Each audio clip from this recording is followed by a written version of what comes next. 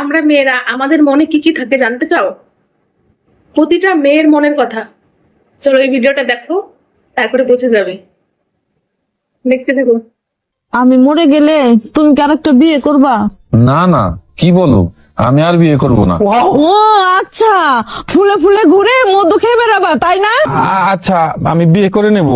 সে তো করবেই, আমার মরার অপেক্ষা করে তো তুমি আছো। না না গো, আমি তোমাকে কিছুতেই মরতে দেব না।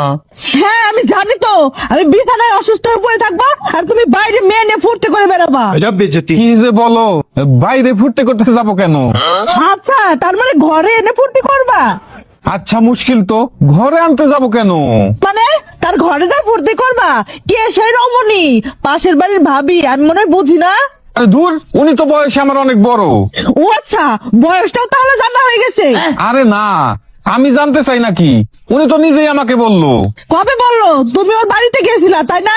আরে না, ওনার ফোনটা হ্যাং করছিল, ভাইয়া বাসায় ছিল না, তাই আমাকে একটু ডাকছিল।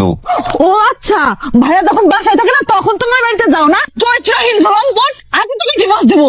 আরে দূর পাগলি, ডিভোর্স কি আর একদিনে হয় নাকি? ডিভোর্স দিতেও 3 মাস সময় লাগে।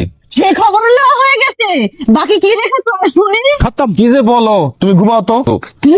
আমি ঘুমাই আর তুমি ভাবির সাথে ডেটিং করতে যাও তাই না? ধুর, তোমার যা মন চাই ভাবো, আমি গেলাম। আমার আর এই অশান্তি ভাল লাগে না। रुको जरा। সে তো যাবাই, তোমরা তো আগে থেকে টাইম ফিক্স করে রাখছো, তা যাবা না? যাও, আমি বুঝি না মনে হয়।